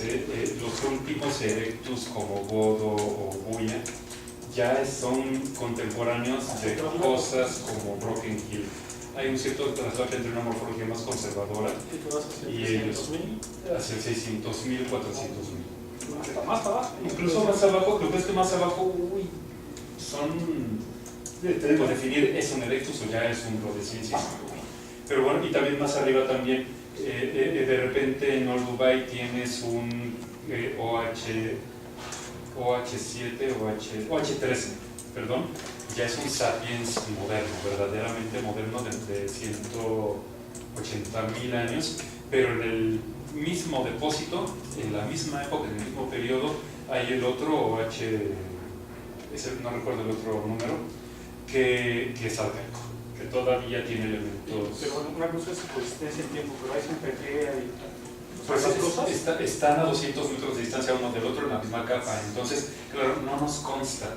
No es como con los parantropinos que sabemos que convivieron con Homertus, porque de veras que sí, o están atravesados. Los sapiens neandertales. Aquí no tenemos esa certeza, pero también la evidencia en África es muchísimo más escasa, entonces. Pero a mí no me sorprendería que cualquier día se encuentre ya una evidencia más cercana, porque cronológicamente están cerca, que hayan coexistido. Heidelbergensis es europeo, puramente europeo. Ese es un pleito. Aquí Reismayer dice que Heidelbergensis son hasta Broken. Heidelbergensis o Covicensis. Eso sí. Sí, en realidad, y bueno, antes eso, yo creo que todos, excepto los colegas de la puerta, excepto ellos, todos los demás pensamos que antes eso es un erectus. Realmente. Sí, es que es el problema, es una especie definida con infantiles. Entonces, no han definido los rasgos de un adulto en la especie. ¿No? ¿Cuál era el antecesor? El antecesor, si quieren, luego les enseño la réplica del fósil. Además, está canibalizado. Entonces, son puros pedazos ahí mordidos de hueso que con eso definir una especie nueva, pues sí, la verdad fue muy audaz. Muy aventurado. Por cierto, ¿estas especies eran caníbales? Pues sí. Neandertales. Claramente. Acá Heidelbergensis no hay una sola evidencia clara. A lo mejor el antecesor se sabe que sí. O la colaboración. Sí, el antecesor, sí, sí, muy común. Pero el problema es que Bermúdez de Castro se la pasa diciendo para enojo de Arzuaga y de Carbonell que antecesor no es el antepasado de Heidelbergensis. Sus dientes están tan especializados ya que él dice que es una rama lateral. Por supuesto, cada vez que esto lo dice se enojan mucho los otros dos, ¿no? Ni modo. Ahora, antecesor es el que canibaliza, porque es el canibalizado, Es el pero canibalizado. realmente es el que canibaliza. ¿Cómo definen canibalismo? Eso.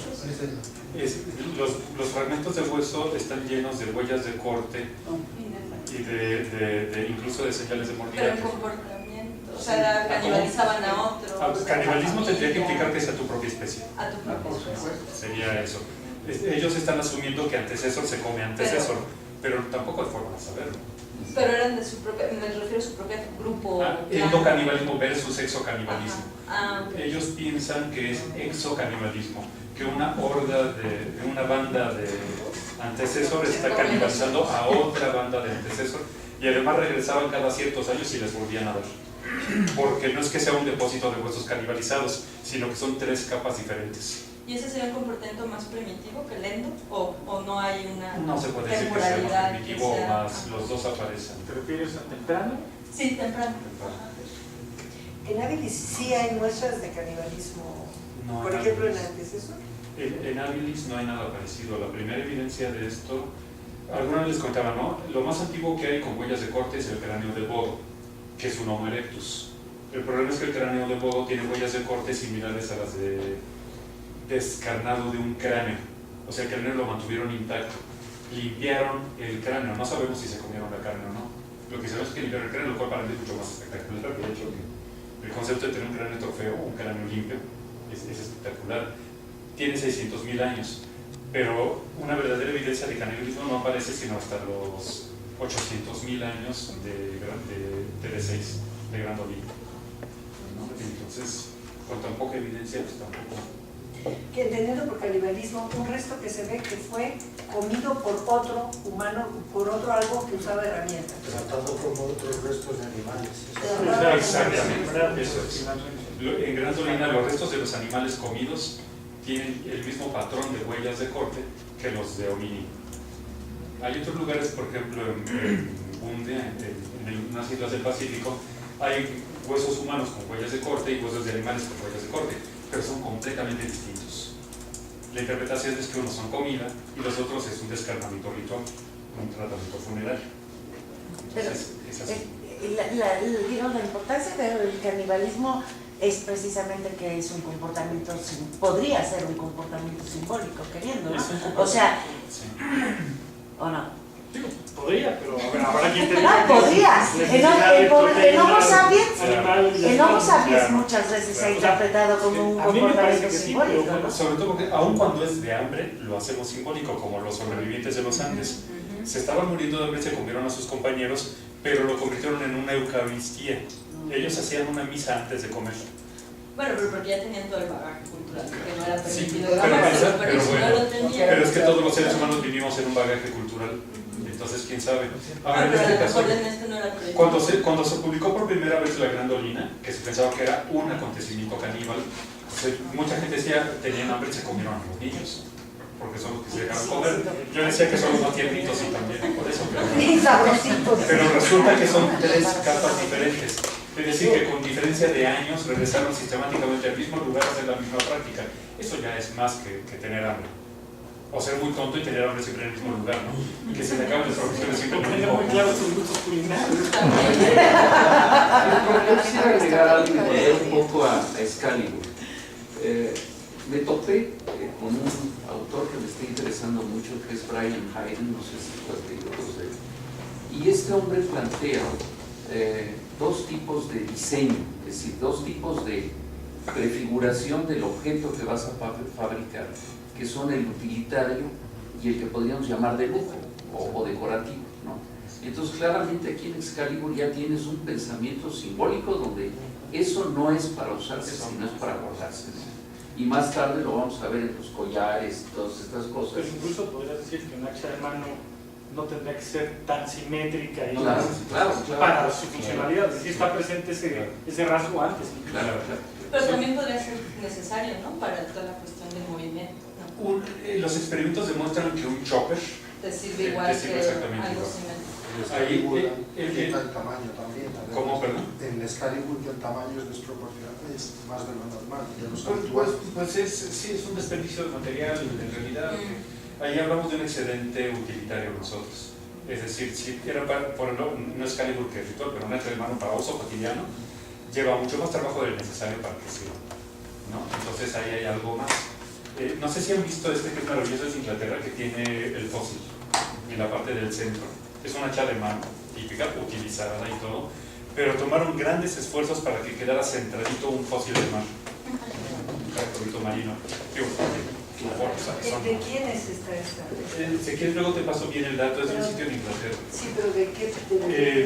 Heidelbergensis. Es Heidelbergensis. Bueno, ahora Margarita, tu pregunta, que parece muy relevante, que la dejamos de lado.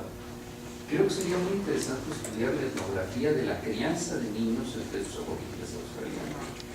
Porque evidentemente, si te pones a pensar, esto de andar caminando de un lado para otro, pero cargando niños, no es nada fácil, ¿no? Entonces tiene que haber ahí una serie de vínculos y de cuestiones donde ahí sí pudo uno plantear si había colaboración entre los padres, etcétera, si el grupo intervenía, pero no sé, yo desconozco esas etnografías, habrá que estarlas y Es un gran pendiente de la antropología, la antropología de la infancia es casi...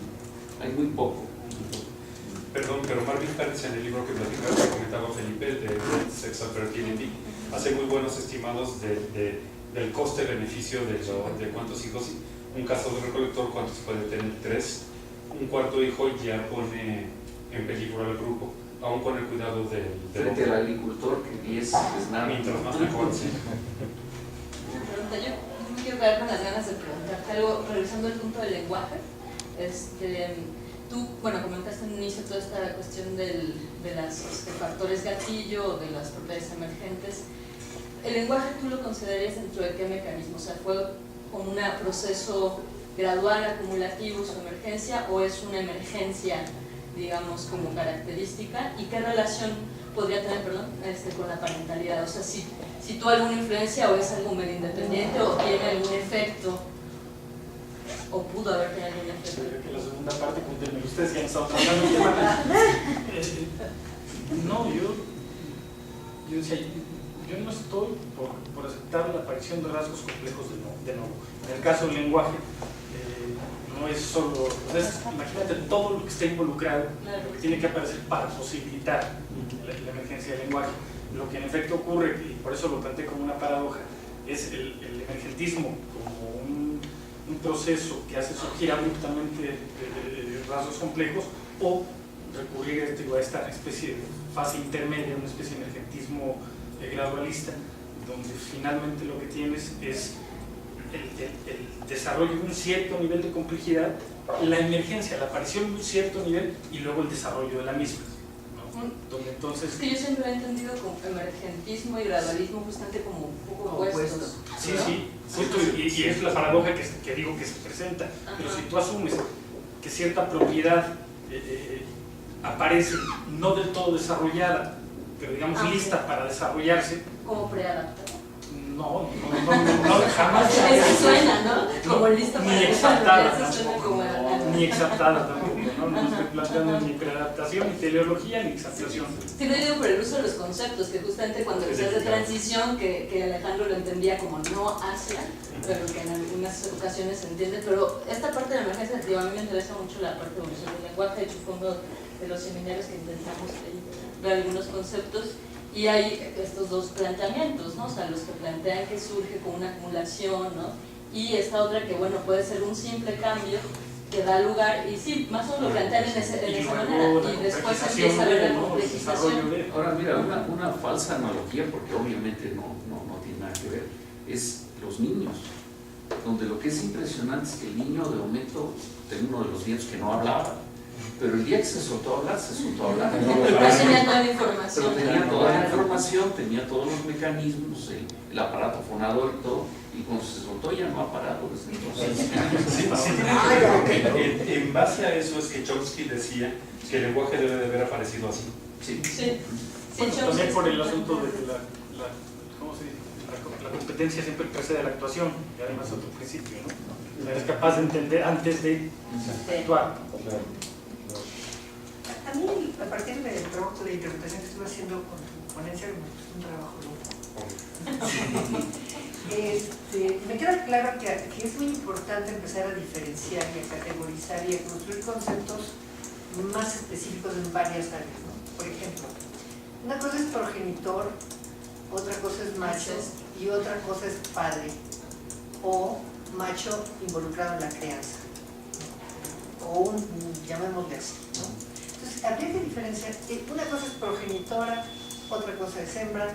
Desde el punto de vista de la evolución de procesos conductuales y fisiológicos, no son lo mismo, y nosotros tendemos a aglomerar y a acumular lo mismo en todo. Entonces, cuando dice Luis que habría que explorar más el modelo desde el punto de vista parental de los cazadores reproductores, digo, recolectores,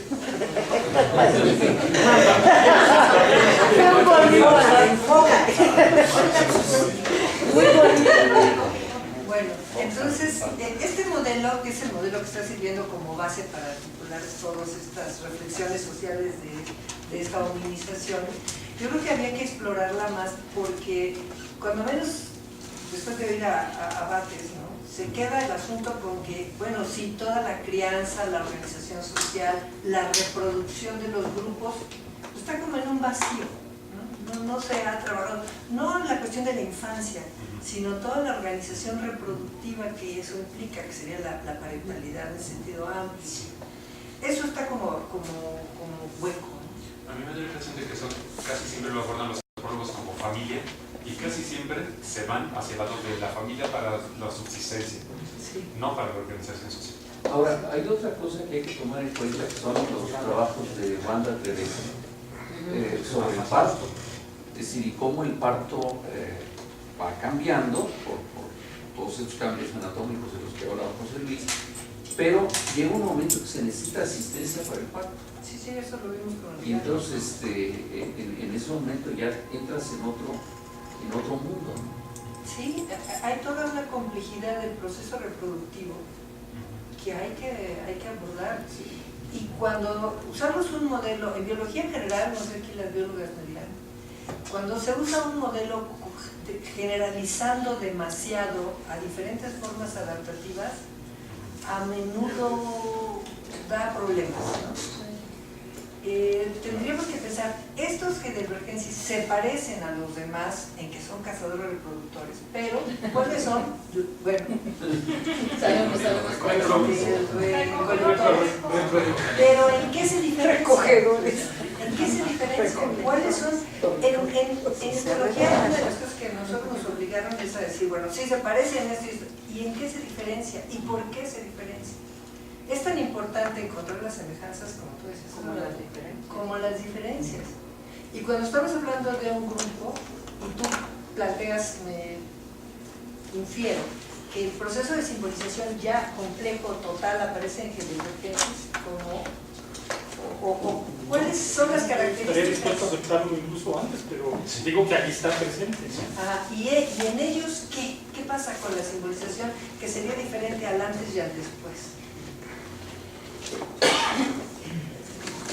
¿Cuál es su singularidad respecto de él? ¿O cuál es su momento en el proceso?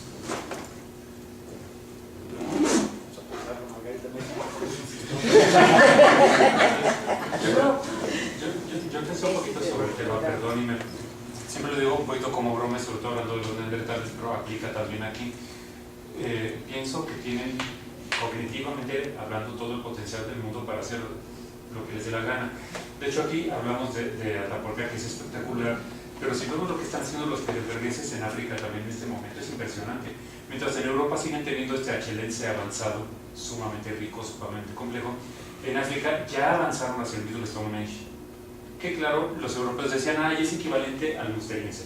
Y como en los estereotipos de los neandertales brutos, el musteriense es una tecnología estereotipada, repetitiva, carente de imaginación, y entonces el Middle Stone Age también, o peor, porque además en África, pues imagínate, ¿no? Ahora sabemos que el Middle Stone Age es muy antiguo, tiene más de 400.000 años, y ya involucra lo que en Europa va a ser el Paleolítico Superior. Empieza a estar presente poco a poco, de manera gradual, en África en ese momento. Por eso hablan de la revolución que no fue. Porque si tú lo ves desde Europa, llega todo el Paleolítico Superior como ¡prum! Hace 40.000 años. Pero en África todas estas cosas se van incorporando lentamente a lo largo de 400.000 años. Bueno, la cosa es que allá ya están usando ocre, ya están haciendo figuras geométricas, ya están haciendo un montón de cosas que luego los sapiens tempranos van a generar este boom, ¿no? Los heidelbergenses ya están haciendo, africanos, ya están haciendo este Middle Stone Age, que ya implica puntas Levallois, puntas Middle Stone Age, puntas musterienses. Luego en el norte de África esto va a producir las puntas atenienses tan bonitas y todo aquello, pero ya está presente en el sur de África, en el centro de África y en África del Este mucho tiempo antes. Entonces estos heidelbergensis tienen otra característica nuestra, que es la diversidad. Homo erectus todavía es el achelense, y aunque tenga variaciones, y aunque de una región a otra haya cambios, la verdad es que el achelense es el achelense de todo el mundo, ¿sí? En cambio, los heidelbergensis ya están haciendo 4 o 5 industrias Middle Stone Age diferentes, más este neoachelense avanzado europeo, que es un invento europeo. ¿no? Entonces, esto fíjense que ellos ya también son capaces de esta diversificación técnica y cultural, y que a mí me da la impresión, si nos atenemos a la comparación etnográfica, de que esa diversidad, esa variabilidad tecnológica, de tradiciones tecnológicas, también se corresponde con variabilidad de tradiciones de comportamiento parental. Es decir, que aquí ya es muy posible que estos de no todos tuvieran las mismas normas de crianza. Probablemente unos más que otros, y probablemente por eso unos se extinguieron, porque además hubo un tapón de botella brutal al final de este periodo. Por poco nos extinguimos hacia el origen de Homo sapiens, que eran apenas unas pocas poblaciones en África que posteriormente volvieron a repoblar, ¿no? Entonces, gracias a esta diversidad, algunos no tenían la organización social adecuada para la crisis que se les vino, y otros sí la tenían, ¿no? Por ejemplo, ya desde esta época están aprovechando recursos marítimos. Los que aprovecharon recursos marítimos sobrevivieron mejor que los que no los tenían, que los que no los explotaban. ¿Esa crisis ambiental fue algún evento clásico? Una especie de interfluvial muy fuerte que desecó el continente africano y que dio durísimo a muchas de las poblaciones, no solo de seres humanos, sino también de fauna africana. Hubo un reacomodo importante de las faunas africanas hacia el final de este periodo, ¿no? Me parece que hace 200.000, si mal no recuerdo, que por poquito y se acaba todo, y entonces seríamos todos neandertales, ¿no? Pero vaya, hay una diversidad de comportamientos que ya no son genéticos o que ya no están tan ligados únicamente a la estructura del cerebro, sino que son capaces de una diversidad cultural tremenda, que era un rasgo que antes solo se le daba a nuestra especie. Antes solo los cromañones tenían esta capacidad de la diversidad cultural. Hoy sabemos que ya en el Stone Age es espectacular la variabilidad que tú tienes. En Sudáfrica hay por lo menos dos industrias muy diferentes entre sí. En el este de África hay 4 tradiciones también muy diferentes entre sí, y en el norte de África hay otras completamente distintas.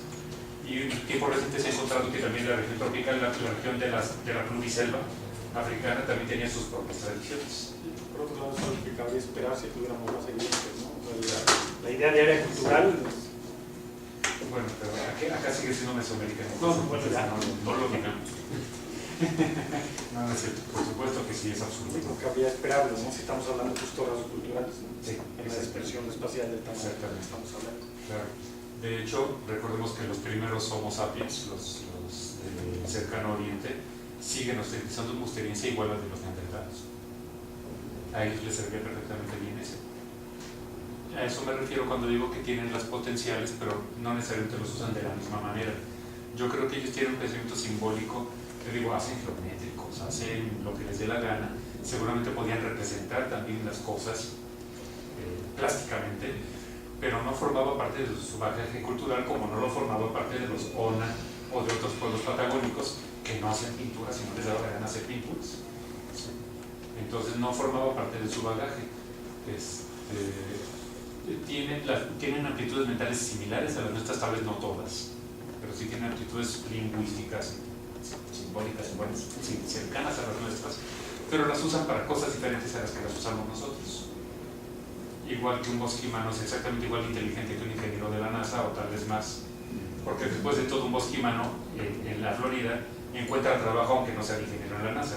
En cambio el ingeniero de la NASA en el Calajari se Entonces la flexibilidad conductual muy probablemente es un rasgo ya de esta época. Bueno, por cierto, nada más para confirmar lo que dices, ahora que estuve en París, uno de los vigilantes del Louvre es un bosquimano. Es muy chido, dije, ¿y este? ¿Qué hace aquí? Se salió. El exhibición. Bueno, pues José Luis, te agradecemos mucho, creo que ha sido muy provocadora tu presentación. Ahora viene el trabajo pesado, que es escribir. Como último paréntesis, Tattersall estaría muy enojado con nosotros. Tattersall, porque él considera que no, que ellos no eran como nosotros en muchas cosas, y que tratar de hacer que se parezcan a nosotros es faltarles el respeto. Yo creo que queda claro que no estamos pretendiendo eso, ¿no? Estamos reconociendo grandes diferencias, grandes diversidades, y de ninguna manera estamos estableciendo jerarquías. Eso es importante también. ¿Hay registros fósiles en Malasia y esas son archipiélagos? piedras. Sí, hay registros fósiles espectaculares, pero son mucho más recientes. Esos son recientes. Son más O sea, recientes. como que sí, eso sí se poblaron. Lo que pasa es que aparentemente no pudieron pasar la línea de Wallace. Los Homo erectus lo más lejos que llegaron fue la isla de Flores, que sí está del otro lado de la de Wallace, pero no pasaron de la línea, no pasaron de ahí. El archipiélago malasio se pobló ya por sapiens sapiens, rarísimos, son los sapiens sapiens aislados, muy particulares, son poblaciones interesantísimos también esos. Si hay un registro, tal vez hasta mejor que el nuestro, porque fueron colonias francesas, británicas, portuguesas que tuvieron como mucha, holandesas, que tuvieron mucha investigación. Entonces sí hay un registro bien interesante por ahí. Bueno, listo. Vamos. Gracias.